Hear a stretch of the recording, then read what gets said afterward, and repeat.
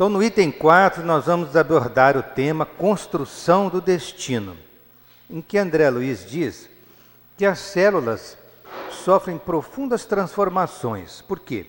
O elemento espiritual deve agora viver como alótrofo, ou seja, heterótrofo. Enquanto alguns seres produzem o seu próprio alimento pela fotossíntese, e são eles chamados autótrofos, outros seres em processo evolutivo, eles vão depender de assimilar esses alimentos produzidos por aqueles que fazem a fotossíntese. Então, eles são chamados de heterótrofos. Por quê? Porque eles não têm condição de produzir seu próprio alimento. Eles viverão às custas de assimilar alimentos produzidos por outros seres vivos. Somente conseguindo, então, manter-se com o produto de matérias orgânicas já elaboradas, sob a inspiração dos arquitetos espirituais, que orientam a evolução da forma, avança na rota do progresso, plasmando implementos novos no veículo de expressão. Sobre as organelas celulares. Entre os dois planos, o princípio inteligente adquire os chamados orgânulos particulares com que passa a atender variadas funções entre os protozoários. Esses orgânulos, na verdade, são os pequenos órgãos que existem dentro das células, também chamados de organelas.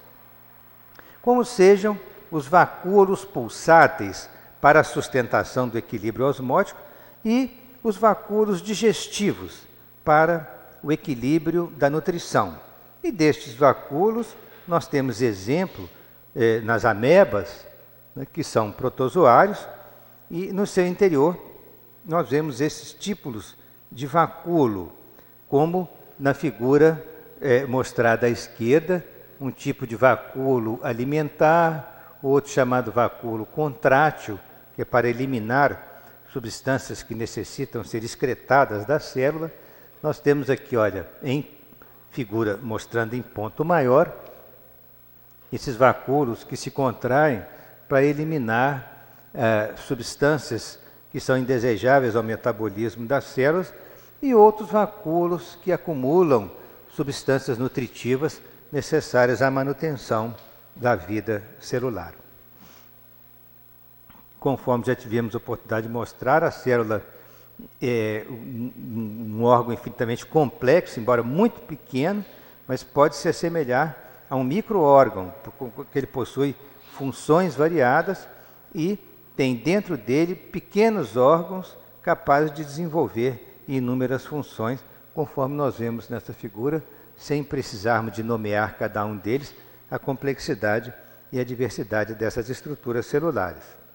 Então, dos metazoários ao reino hominal.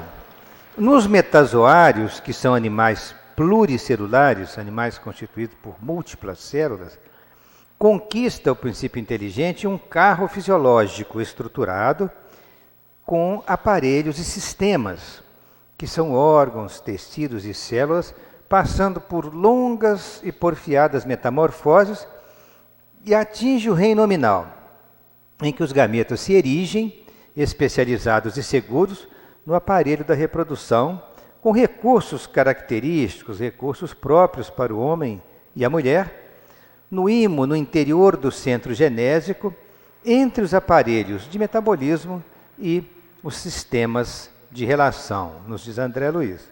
Os aparelhos reprodutores, para relembrar, nós temos o aparelho reprodutor feminino, e estamos mostrando a gônada feminina, que é o ovário, de onde são eliminados mensalmente os óvulos, né?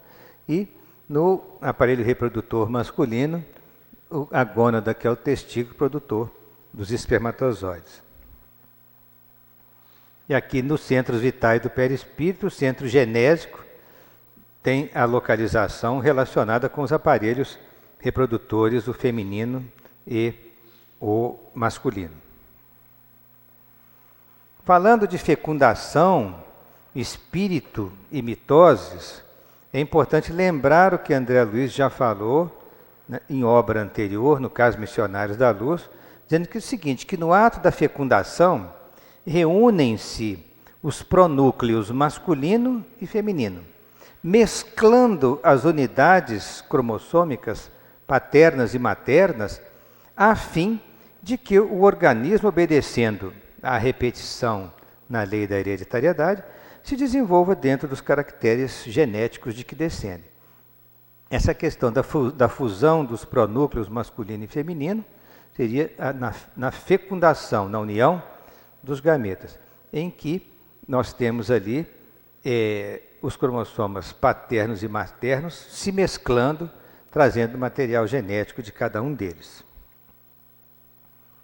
Então é interessante, por falarmos na questão da fecundação, nós apresentarmos um filmezinho mais curto que vai mostrar para a gente esse mecanismo da fecundação.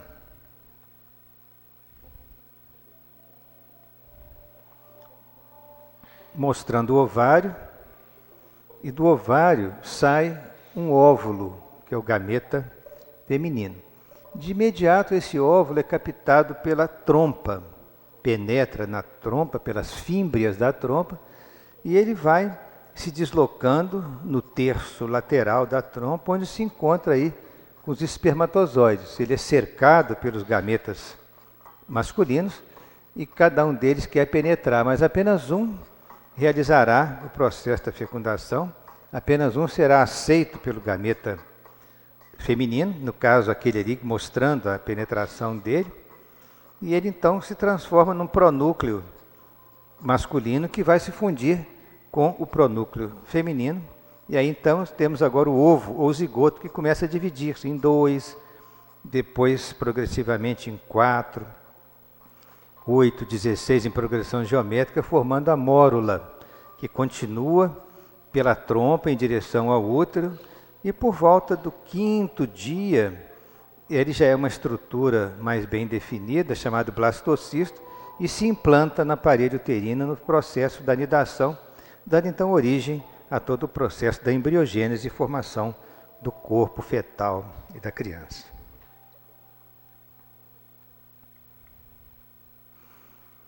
Mas agora, no reino humano, o espírito, por sua vontade, determina, com a simples presença ou influência no campo materno, os mais complexos fenômenos endomitóticos no interior do ovo, edificando as bases de seu próprio destino, desde o início da sua reencarnação.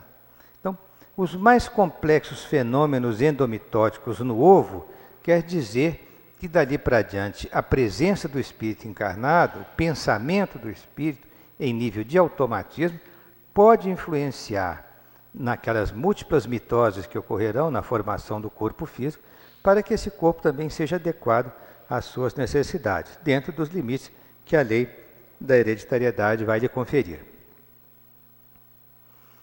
Por exemplo, no caso já relatado de Segismundo, havia uma programação na sua existência, devido a problemas do passado, que deveria passar por uma lesão cardíaca no futuro. Então, determinados fenômenos aconteceriam na formação do seu corpo físico, fenômenos ditos endomitóticos, para que esse coração viesse a ter um problema no futuro. Então, o instrutor Alexandre explicando para André Luiz que já observei o gráfico referente ao organismo físico que o nosso amigo receberá no futuro, verificando de perto as imagens da moléstia do coração que ele sofrerá na idade madura, como consequência da falta cometida no passado. Não havia essa programação. Nós colocamos uma figura, não sabemos exatamente que tipo de patologia cardíaca que ele viria a ter na sua programação. Mas suponhamos que fosse uma coronariopatia grave, né? Conforme estamos mostrando aqui, uma obstrução de uma artéria coronária, por exemplo, que poderia levar a um infarto, né? Serviria de exemplo como uma patologia cardíaca. Mas acontece que, se o nosso amigo souber valorizar as oportunidades do futuro, possivelmente conquistará o equilíbrio do aparelho circulatório, mantendo-se em serviço de iluminação por abençoado tempo de trabalho terrestre. Depende dele o êxito preciso.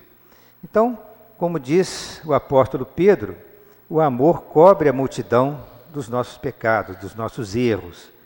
Porque se Segismundo desenvolvesse um trabalho altamente positivo na sua existência, aproveitando para o bem todas as suas oportunidades de trabalho e de ação, ele poderia conquistar o equilíbrio durante a existência e não precisar de passar por aquela doença cardíaca mais grave que estava programada previamente para ele. Hereditariedade e afinidade.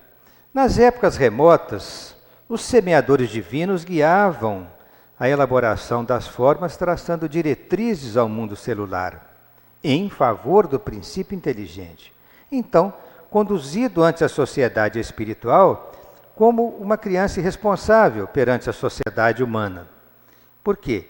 Porque ele ainda não tinha conquistado razão, consciência, responsabilidade. Ele ainda era um princípio inteligente, ele era mais conduzido à semelhança de quando nós cuidamos de uma criança. Todavia, à medida que se lhe alteia o crescimento, passa a responsabilizar-se por si mesmo, pavimentando o caminho que o investirá na posse da herança celestial, no regaço da consciência cósmica.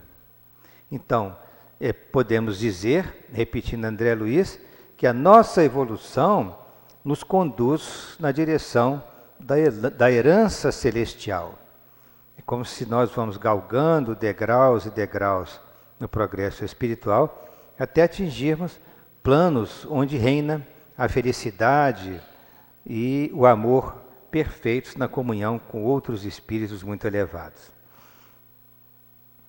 Com alicerces na hereditariedade, toma a forma física e se desvencilha dela pela desencarnação, para retomá-la em nova reencarnação, capaz de elevar-lhe então o nível cultural ou moral, quando não seja para refazer tarefas que deixou viciadas ou esquecidas na retaguarda. Nós podemos reencarnar, evidentemente, visando o progresso, mas também, dentro desse progresso, nós podemos ser devedores e refazer tarefas que deixamos incompletas no passado. Contudo, ele é compelido a renascer na Terra ou a viver além da morte, com raras exceções, entre os seus próprios semelhantes, porquanto hereditariedade e afinidade no plano físico e no plano extrafísico, respectivamente, são leis inelutáveis, sobre as quais a alma se diferencia. São leis, diremos, irresistíveis, sobre as quais a alma se diferencia para a esfera superior por sua própria escolha, aprendendo com larga soma de esforço a reger-se pelo bem invariável. Então, é através da regência do bem e do exercício do amor que nós crescemos. E nada melhor para lembrar o exercício do amor do que o carinho materno com seu bebê que está abrindo caminho para uma nova existência. A criação de valores mais nobres, regendo-se a alma pelo bem geral, tem ela assegurado o equilíbrio e o poder sobre os fatores circunstanciais do próprio ambiente, a fim de criar valores mais nobres para os seus impulsos de perfeição.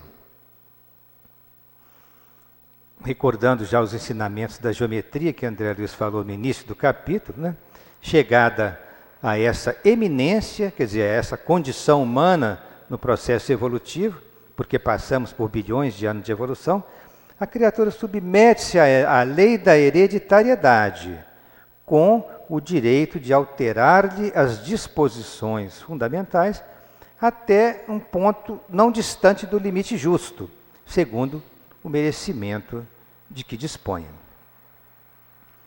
Para ajudar aos semelhantes, em seu progresso, recolhe a criatura humana concurso precioso, os organizadores do progresso, na mitose do ovo, quer dizer, nas multiplicações celulares que vão levar ao embrião, ao feto e ao corpo da criança nascitura, que lhe facultará um novo corpo no mundo. E quando ele então reencarna, ele vai ter que submeter às leis que regem na crosta terrestre a formação dos corpos.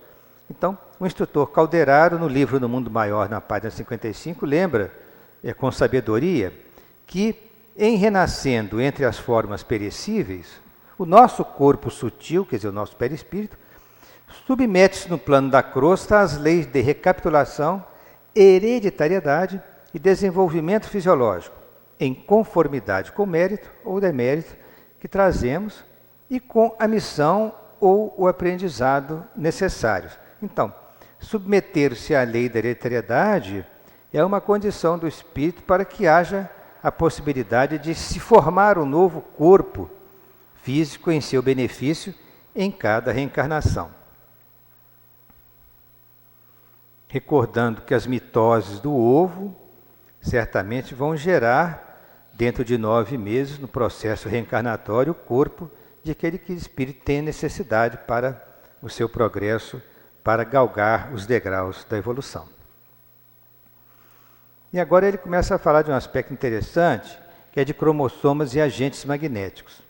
Toda permuta de cromossomas no vaso uterino, está aqui André Luiz, a referir-se, né, às miríades de mitoses para a formação do corpo. Então, toda permuta de cromossomas está invariavelmente presidida por agentes magnéticos ordinários ou extraordinários, conforme o tipo da existência que se faz ou refaz, com as chaves da hereditariedade, atendendo aos seus fins. Interpretando os cromossomas como caracteres em que a mente inscreve as disposições e os significados dos seus próprios destinos, caracteres esses que são constituídos pelos genes, como as linhas são formadas de pontos, genes aos quais se mesclam os elementos chamados bióforos, que vêm a ser esses bióforos. E tomando os bióforos nesses pontos como grânulos de tinta, com que os colorem, será lícito comparar os princípios germinativos, nos domínios inferiores, aos traços da geometria elementar, que apenas cogita de linhas e figuras simples da evolução, para encontrar nos domínios superiores da alma a geometria transcendente, aplicada aos cálculos diferenciais e integrais das questões de causa e efeito. Isso é uma comparação interessante que nos faz ampliar a compreensão sobre o tema. Falando dos bióforos, a palavra bióforo foi um termo criado por Augusto Weismann, um biólogo alemão, em seus estudos sobre hereditariedade, significando elementos constitutivos básicos das estruturas vivas, conforme nos ensina Zalmino Zimmermann na sua obra monumental Perispírito. Segundo André Luiz, os bióforos eles representam unidades de força psicossomática que atuam no citoplasma, projetando sobre as células e, consequentemente, sobre o corpo, os estados da mente, que estará enobrecendo ou agravando a própria situação de acordo com a sua escolha do bem ou do mal. O nosso Augusto Weismann, nascido na Alemanha em 1834, desencarnado em 1914. Foi um grande biólogo alemão, evolucionista, e até foi classificado como sendo o segundo teórico evolucionista mais notável do século XIX, depois de Charles Darwin. Weismann foi condecorado com 2 medalhas importantes em sua existência, a medalha Linnean e a medalha Darwin, em 1908. À semelhança do conceito de bióforos, nós temos as chamadas unidades de vida, né, que foram propostas pela médium inglesa Geraldine Cummins, que dizia que na década de 1930, que a mente opera sobre o cérebro através do corpo etérico, quer dizer, do corpo perispiritual. E ela disse mais ainda, que partículas corpusculares muito menores do que as conhecidas pela ciência viajam ao longo de fibras do corpo etérico para certas regiões do corpo físico e para o cérebro do nosso corpo físico. E ela então diz assim, eu poderia chamar-lhes unidades de vida.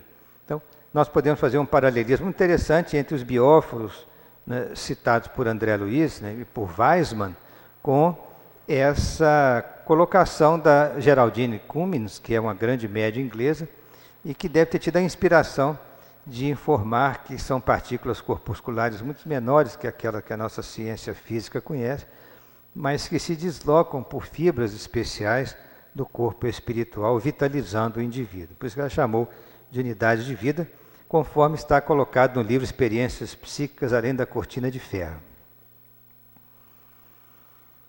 Já entrando no item 7º, intitulado Hereditariedade e Conduta, André Luiz continua dizendo que o corpo herda naturalmente do corpo, segundo as disposições da mente que se ajusta a outras mentes nos circuitos da afinidade. Então nós temos aqui sempre aquela conjugação da lei da hereditariedade com a lei da afinidade. Cabendo, pois, ao homem responsável reconhecer que a hereditariedade relativa, mas compulsória no caso, né, obrigatória, que ele talhará, que ele esculpirá o corpo físico, de que necessita em determinada encarnação, não lhe sendo possível alterar o plano de serviço que mereceu, ou de que foi incumbido. Mas pode, pela conduta feliz ou infeliz, acentuar ou esbater, quer dizer, atenuar a coloração dos programas que lhe indicam a rota através dos bióforos, ou unidades de força psicossomática. Estes bióforos projetam sobre o corpo os estados da mente, que pode progredir ou não de acordo com a escolha do bem ou do mal. Ele tem uma programação de vida. Ele não pode alterá-la profundamente em essência, mas ele pode, pela conduta feliz ou infeliz, ele pode acentuar ou atenuar, né, diversos aspectos do programa pelo qual ele terá que passar. No caso de Segismundo, dependendo da conduta dele, ele nem precisaria de ter a lesão cardíaca que estava programada para ele. Agora, já chegando na parte final da nossa aula, nós gostaríamos de abrir um parênteses para fazer, já que estamos falando da hereditariedade, para fazer algumas considerações sobre o papel da hereditariedade na modelagem do corpo físico, ou seja, na reencarnação. E colocarmos aqui duas questões. O corpo físico, ele é modelado pelo perispírito em cada encarnação? Ou a sua modelagem é feita pelo espírito através do perispírito ao longo dos milhões de anos do processo evolutivo? Então, exatamente a essas questões que nós queremos responder com as considerações que vamos tecer agora, né? Porque nós sabemos que, através de milhões de anos de processo evolutivo, o espírito, ou seja, o princípio inteligente, foi modelando progressivamente o perispírito e as leis da hereditariedade progressivamente foram sendo desenvolvidas. E aí nós temos o mecanismo da formação dos corpos. Por isso colocamos essas duas perguntas, porque é comum, às vezes, a pessoa pensar que é o perispírito que modela o corpo físico em todos os seus detalhes, em cada encarnação. Na verdade, nós vamos procurar mostrar que a segunda frase é que, de fato, está mais coerente com as leis da evolução e as leis da biologia. Não desmerecemos aqui de forma alguma o trabalho do perispírito, ele é importantíssimo. Mas acontece que quando o perispírito se liga à matéria, existem as leis que comandam o desenvolvimento da matéria. Isso é que a gente pretende mostrar nessa sequência de citações a seguir sobre reencarnação e hereditariedade. O papel do espírito, então, na modelagem do corpo físico. Até que ponto a hereditariedade participa? O espírito pode influir nas leis da hereditariedade? Bom, estudando as encarnações, nós vamos ver com André Luiz que nós podemos classificar as encarnações em 3 grupos quanto à evolução dos espíritos. São chamados espíritos categoricamente superiores, os categoricamente inferiores e os medianos na evolução, conforme consta no capítulo 19 da obra Evolução em Dois Mundos. É claro que essa classificação ela tem uma importância assim, didática, né, pedagógica para o ensino, porque os processos de reencarnação, tanto quanto os de morte, da desencarnação, eles diferem ao infinito. Mas, embora eles difiram ao infinito individualmente falando, nós podemos colocá-los, grupá-los de maneira a facilitar o entendimento em relação ao aspecto da evolução destes grupos, né? Por isso que ele diz superiores, inferiores e medianos em evolução. Os chamados espíritos categoricamente superiores, eles são geralmente os missionários, que quase dispensam o concurso dos amigos espirituais no processo da reencarnação. Eles são capazes de interferir nas essências cromossômicas com vistas às tarefas que eles cabem desempenhar e supervisionam a reencarnação própria com o critério deles mesmos, porque eles sabem, né, até que ponto eles podem interferir. Já os categoricamente inferiores, ao contrário dos primeiros, eles reencarnam em moldes inteiramente dependentes da hereditariedade. Então, eles não conseguem influir, porque quase sempre reencarnam inconscientes do processo, na maioria das vezes. São escravos absolutos da herança física e sofrem o fenômeno da ovoidização, sendo irresistivelmente atraídos ao vaso uterino por afinidade. Então tem todo um processo de automatismo nisso aí, mas eles não interferem na formação do corpo físico e não estão em condição de fazer. Eles correspondem, já falando em missionários da luz, eles correspondem à grande percentagem das encarnações na crosta que se processa em moldes padronizados para todos no campo das manifestações puramente evolutivas. Eles reencarnam em esforço puramente evolutivo para a execução desta tarefa que se faz em processos naturais. Todas essas citações agora são do missionário da luz. A maioria dos que retornam à existência corporal, a maioria, são conduzidos ao templo maternal como crianças adormecidas. Portanto, eles não têm condição consciente de influenciar nas leis, não é? Existem estabelecidos automatismos que funcionam sem maiores preocupações das técnicas em renascimento e pelos quais a grande maioria dos espíritos retorna à carne. Então, processos automáticos que regulam o retorno da grande maioria dos espíritos à carne no processo da reencarnação, conforme nos diz Manuel Filomeno de Miranda no livro Temas da Vida e da Morte. A reencarnação exige cautela de preparo e esmero de previsão. Portadores de créditos apreciáveis e dívidas numerosas, admitidos esses espíritos medianos a instituições de planejamento de reencarnações para a programação da redução espiritual deles. Programar a sua existência e passar pelo processo da redução perispiritual. São aqueles espíritos, digamos como nós próprios, que já tivemos encarnações do passado, cometemos nossos erros, mas também que já avançamos alguma coisa. Então nós temos créditos e temos dívidas. Então uma situação mediana. Existe todo um preparo nesse sentido relacionado aos setores de planejamento de reencarnações nas colônias que envolvem o nosso planeta. E esses espíritos medianos na evolução, que são a terceira classe citada por André Luiz, pertencem à enorme classe média dos espíritos que habitam a crosta terrena, nem altamente bons, nem conscientemente maus. Os instrutores, analisando os processos de reencarnação dessas entidades medianas, eles analisam o material genético para julgar até que ponto podem colaborar em favor do reencarnante, como foi no caso da reencarnação de Segismundo, que o instrutor Alexandre analisou o material genético do reencarnante. Na opinião de Emmanuel, os fluidos condensados que compõem o corpo, em se reunindo, obedecerão aos imperativos da existência terrestre no que designais por leis de hereditariedade, conforme consta no capítulo 13 do livro Caminho, Verdade e Vida.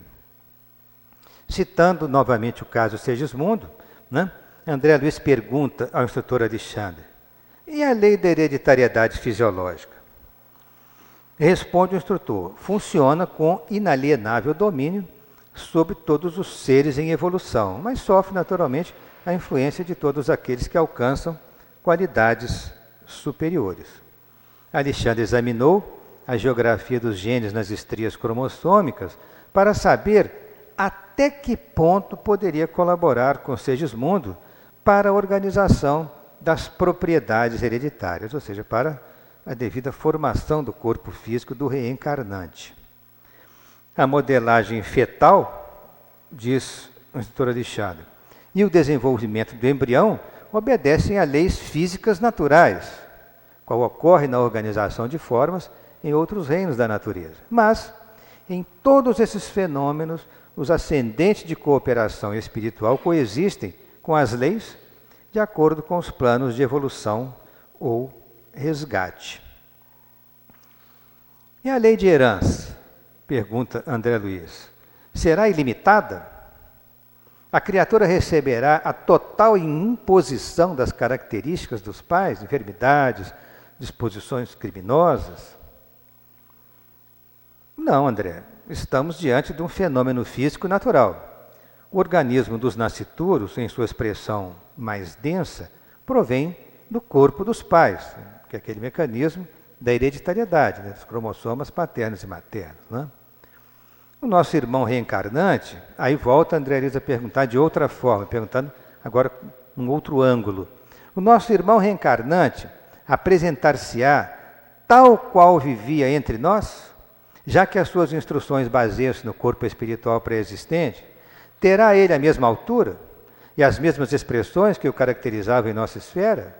Pergunta ele. Quer dizer, já que o perispírito iria formar, né, é um molde pré-existente, será que ele vai se parecer com ele mesmo quando reencarnar, né, tal qual vivia entre nós? Aqui o instrutor Alexandre diz: raciocine devagar, André. Então, chama a atenção de André Luiz, não é bem assim. Falamos da forma pré-existente, nela significando o modelo de configuração típica, ou mais propriamente, o uniforme humano. Quer dizer, a forma humana de cabeça, tronco e membros. Esse é a configuração típica humana, né? É o uniforme humano. Os contornos e minúcias anatômicas vão desenvolver-se de acordo com os princípios de equilíbrio com a lei da hereditariedade. Por isso que nós analisamos os filhos comparando com os pais. E muitas vezes nós vemos detalhes anatômicos nos filhos. Olha, ele tem os olhos do pai, né? Ele tem as características faciais da mãe, detalhes que a gente observa, que ora parece com um, ora parece com outro. Quer dizer, isso aí está se referindo aos contornos e minúcias anatômicos que vão estar de acordo com a lei da hereditariedade. Agora, como nós tivemos um processo evolutivo e chegamos ao degrau da condição humana, nós temos o perispírito com a forma humana. Então, é impossível que numa reencarnação alguém possa regredir a uma forma animal, com aquele mecanismo da metempsicose que os antigos egípcios achavam que era uma forma punitiva. Nós não podemos regredir na forma, porque nós já conquistamos a forma humana. Então não há como nós voltarmos, por mais severa que seja a punição, a formas de animais em reencarnação. Poderemos sim ter nosso perispírito no mundo espiritual temporariamente envolvido por obsessores e adquirirmos formas animalescas temporárias nos fenômenos de zoantropia, mas não é isso que nós não estamos referindo. Nós estamos referindo que conquistamos a forma humana nos milhões de anos de evolução, e essa forma humana vai garantir que nós continuemos com o formato humano. Agora, os detalhes da formação do corpo físico estão relacionados com o material genético que será liberado pelos cromossomas paternos e maternos. A forma física futura do nosso amigo Segismundo dependerá dos cromossomas paternos e maternos. Adicione a esse fator primordial, quer dizer, fator primordial é o fator importante, que são os cromossomas paternos e maternos, a influência dos moldes mentais de Raquel, que é a mãe dele, a atuação do próprio interessado, o pensamento do Segismundo, e o concurso dos espíritos construtores. Então, recomeço, diz o instrutor Alexandre, significa recapitulação ou volta ao princípio. No seu desenvolvimento embrionário, o futuro corpo de um homem não pode ser distinto da formação do réptil ou do pássaro. Então é interessante compararmos ali que na fase inicial do desenvolvimento, por exemplo, o homem e a galinha, né? Numa fase inicial do desenvolvimento embrionário, nós não conseguimos distinguir o embrião de uma galinha de um embrião humano, mas na medida em que eles vão se desenvolvendo, aí fica claro a diferenciação ao longo do tempo de formação respectivo corpo de cada um deles, né? Mas em fase inicial fica difícil. Por quê? Porque desde a célula ovo até chegar à condição do corpo formado, nós recapitulamos as formas inferiores de vida num período curto de tempo, quer dizer, nós fazemos a recapitulação filogenética, quer dizer, passamos por várias espécies inferiores, num curto período de desenvolvimento da embriogênese. É como que no embrião, do embrião ao ser completo, que nas primeiras semanas o embrião humano, como de outros animais, atravessa a fase de desenvolvimento que, de modo geral, parecem até bem semelhantes. Assim, para exemplificar, nas fases iniciais, há muito pouca diferença entre embrião de um pinto à esquerda e embrião humano, conforme nós já mostramos à direita, né? É claro que no desenvolvimento nós vão se diferenciando de acordo com o molde de cada um, com a forma definida de cada um, né? Então, para dar força ao que está sendo falado, vamos citar alguns casos. Tem o caso de Júlio, no livro Entre a Terra e o Céu, nas páginas 175 e 176, em que o ministro Clarencio, orienta André Luiz dizendo que em milhares de nascimentos na Terra, os princípios embriogênicos funcionam automáticos cada dia. A lei de causa e efeito executa-se sem necessidade de fiscalização da nossa parte. Olha só que frase forte é essa. Nós quase sempre admitimos que tem sempre um espírito do lado, nos amparando, nos orientando, como se tivéssemos necessidade dessa situação de um auxílio quase que constante e permanente. Não. Está dizendo ele aqui que os princípios da lei de causa e efeito, eles funcionam sem necessidade de fiscalização dos espíritos, porque eles estão inseridos na lei de Deus e a lei de Deus é perfeita. Então, o que tem que ser cobrado será cobrado, independente de alguém participar da cobrança ou não. Esses princípios funcionam automáticos a cada dia. No útero, o perispírito sofre a influência de fortes correntes eletromagnéticas que lhe impõem a redução automática. Quer dizer, no caso do Júlio, o seu corpo, ao reencarnar, o perispírito reduziu automaticamente pela imposição dessas correntes eletromagnéticas atuando intraútero. E apesar do pensamento enfermiço do nosso Júlio, que transportará a doença ao corpo físico, Júlio renascerá favorecido pelo material genético que recolherá dos pais nos limites da lei da herança. Ele que tinha sido um suicida, ele que teria que passar por uma reencarnação com um sofrimento maior, mas ele vai estar favorecido pelo material genético que vai recolher dos pais. No caso, Henri Denis, ele sofria moralmente no mundo espiritual pelas impressões do suicídio que praticara na última existência, porque ele tinha atirado dos abismos da montanha de Steinesburg, e ele era um homem muito bonito e acabou se destruindo todo, esfacelou o seu corpo naqueles abismos contra as pedras da região. E ele então carregava um horror muito grande no mundo espiritual, porque ele tinha muito medo de reencarnar, né? E ele tinha horror ao renascimento, porque ele dizia ao seu guia: mas eu sei que serei um aleijado, meu padre, que me tornarei um trapo humano. O guia espiritual dele, né, tinha sido padre na última existência. E o seu guia, né, padre, diz, Rômulo, né, que é o nome do guia dele, não tanto. Se nasceres de pais sadios, a hereditariedade carnal far-te-á até belo. Olha só que interessante. Ele, com medo de nascer aleijado, porque tinha pulado num precipício, tinha destruído o corpo, esfacelado o corpo, ele tinha muito medo de renascer. E dizia para o guia dele que tinha medo de virar um trapo humano. Ao que o guia dele respondeu que não. Se nasceres de pais sadios, a hereditariedade carnal far-te-á até belo. Claro que ele, mesmo tendo um corpo normal, ele passaria por sofrimentos psíquicos terríveis devido ao suicídio, que o problema estaria ligado à própria alma, né, ao espírito encarnado. Se fores um aleijado, será porque a tua mente provocará o aleijão. Mas o certo é que poderás nascer perfeito. Do livro O Cavaleiro de Nimier, de Ivone Pereira. Não ignorais em relação à questão do planejamento de reencarnações para os suicidas. Diz o mentor espiritual no livro Memória de um Suicida.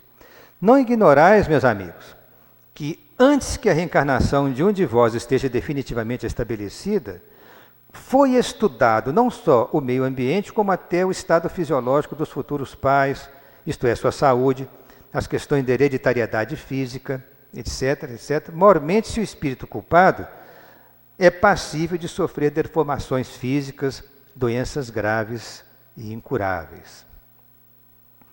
Muitos daqueles míseros albergados reencarnariam possivelmente em envoltórios físicos normais e até belos e sadios, por exigirem as suas novas experiências que assim fosse, conforme consta em Memória de um Suicida, nas páginas 350 a 352.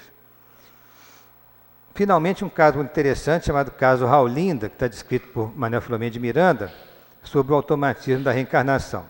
Essa moça havia sido seduzida pelo próprio médico, era uma moça solteira, e ela consultava sempre com esse mesmo médico, mas o médico, muito leviano e inescrupuloso, acabou por seduzi-la, e ela teve com ele um encontro no próprio consultório. Só que esse encontro foi estimulado pelo próprio obsessor dessa Raulinda, que queria levá-la a uma situação bastante humilhante. Então, conforme o imperativo das leis soberanas, ela tornar-se-á mãe, porque, para azar dela, ela estava em período fértil, e teve esse encontro lá súbito, e não houve nenhuma proteção na relação que ela teve com o médico, e aí diz o instrutor, Manuel Filomeno de Miranda, que ela tornar-se-á mãe, pelo imperativo das leis soberanas. Colhido pelo inesperado, o interessante é o seguinte, que o próprio obsessor induziu o comportamento da Raulinda, para humilhá-la perante aquela situação dela ter esse caso fortuito com o médico, que certamente depois abandonaria, não ficaria com ela, claro. Mas esse obsessor não percebeu que estava trabalhando contra ele mesmo. Isso é uma coisa interessante.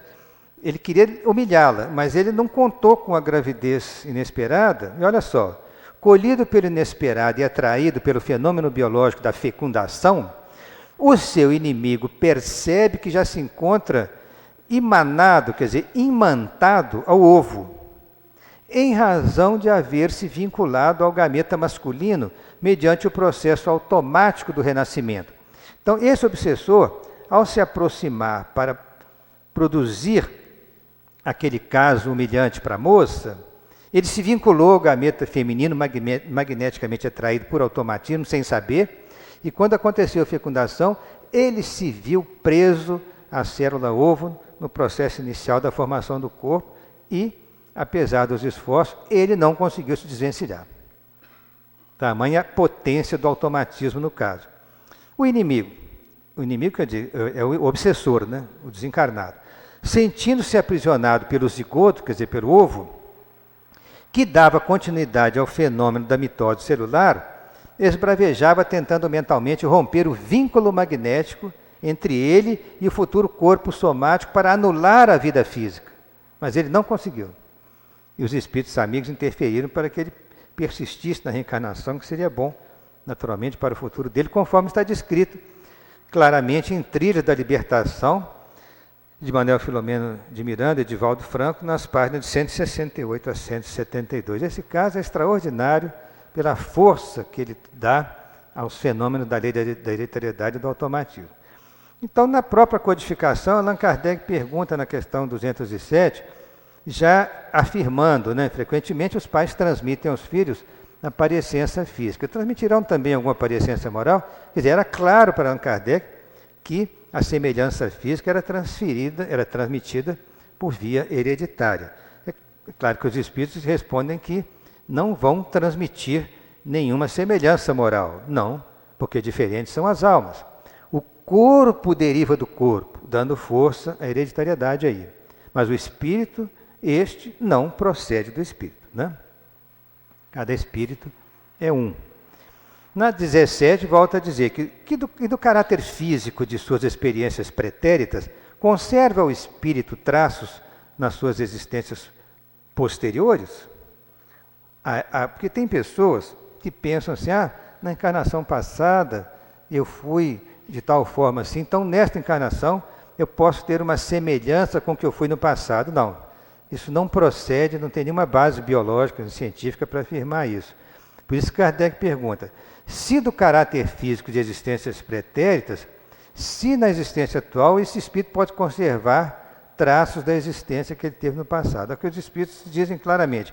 O novo corpo que ele toma, nenhuma relação tem com o que foi anteriormente destruído. Aqui mostrando as extraordinárias semelhanças físicas, né? No caso aqui de mãe com filha, a famosa atriz Shirley MacLaine, era uma atriz mais, né, da década de 60, 50, 60, era uma atriz muito conceituada, e ela teve uma filhinha que era a cara dela. Essas fotos aí a gente vê que, né, realmente são alegres e risonhas, né? A artista Shirley MacLaine e a sua filha Stephanie exibem um notável grau de semelhança. No entanto, por mais parecidos que sejam pais e filhos, são seres significativamente diferentes, né? Da mãe recebe o filho somente a metade dos cromossomas e as instruções em código para o seu pai, né, para o seu desenvolvimento, e do pai recebe a outra metade. É o caso de perguntarmos, será que os perispíritos desses meninos, no mundo espiritual, se pareciam antes da reencarnação? Ora, alguém que teve trigêmeos do sexo masculino, naturalmente são 3 espíritos que se ligaram, né, no processo da fecundação e produziram os 3 corpinhos. Mas não há como a gente imaginar que antes desses perispíritos, lá no mundo espiritual, que eram exatamente idênticos para produzir as 3 crianças idênticas. As 3 crianças idênticas foram produzidas por um mecanismo de hereditariedade na formação dos gêmeos idênticos. Certamente que os perispíritos, antes de reencarnar, não eram gêmeos, né? Então, concluindo, o espírito modela o corpo através do perispírito nos milhões e milhões de anos do processo evolutivo. Quer dizer, modela o corpo em cada reencarnação. O espírito, o princípio inteligente, é o agente que, através de seu veículo eletromagnético, atua sobre a matéria, apropriando forma e função às suas necessidades. O perispírito é, pois, um campo intermediário entre o espírito e a matéria. Submete-se às leis da hereditariedade quando reencarna. Portanto, a modelagem do corpo físico e a própria evolução do corpo espiritual é obra de séculos numerosos. A modelagem em cada encarnação é obra do fator primordial, representado pelos cromossomas paternos e maternos. O perispírito arquiva todas as experiências do princípio inteligente ao longo da romagem evolutiva. O perispírito progride à medida que a inteligência avança, recebe impressões sensoriais do corpo encarnado e as repassa à mente e repassa ao corpo físico os atos de vontade da mente. Auxilia na manutenção do automatismo das funções físicas através do comando mental. É o que agora diz Joana de Ângeles em Diretrizes para o Êxito. O espírito modelava o claustro onde desenvolvia as aptidões inatas com os recursos orgânicos vigentes. O espírito, mediante o seu perispírito, pôde definir genes e cromossomas de melhor constituição, portadores de cargas vibratórias especiais para a elaboração do cérebro, do sistema nervoso, do sistema glandular, imunológico. Pensamentos edificantes irão sutilizando os tecidos vibratórios do perispírito para delinear outros tipos de materiais. Na estrutura molecular dos genes, encontra-se o campo mental do espírito, que a utilizará no futuro para a elaboração da roupagem celular. O espírito vai utilizar a estrutura molecular dos genes, através do campo mental, para elaborar o corpo físico. A mente direcionada aos valores elevados, ela promoverá a estruturação de genes psíquicos, que se condensarão por meio das moléculas orgânicas, produzindo corpos e seres formosos, felizes, nos quais não se hospedarão a desarmonia, a enfermidade, o sofrimento e os transtornos psíquicos. Aquilo que muitos cientistas desejaram, que é a eugenia, né, a melhoria da espécie humana por cruzamentos raciais, algumas ideias até oriundas de ditadores poderosos, já que levaram o mundo à guerra, mas na verdade a eugenia vai ser induzida pelo progresso espiritual, porque a mente evoluída interferirá através de genes psíquicos nas moléculas orgânicas, e assim nós teremos seremos corpos mais formosos, seres mais formosos e felizes no futuro, livres de doenças e de outras misérias que ainda nos assolam na atualidade, porque nós conquistamos isso pela evolução do espírito. O próprio espírito melhora a qualidade da matéria, digamos assim. Por isso que Jesus ensinou com firmeza, diz Joana adiante, diz, né, sede perfeitos como vosso Pai Celestial é perfeito, a fim de que, do âmago do espírito, se exteriorizem as energias que conformarão a sua aparência física compatível com as ondas mentais elaboradas. Portanto, sede perfeitos como vosso Pai Celestial é perfeito. E agradecemos ao nosso querido mestre, irmão maior, Jesus, né, por todos os ensinamentos que ele trouxe para nós, orientando-nos em toda a escalada evolutiva que teremos daqui para adiante. Muito obrigado.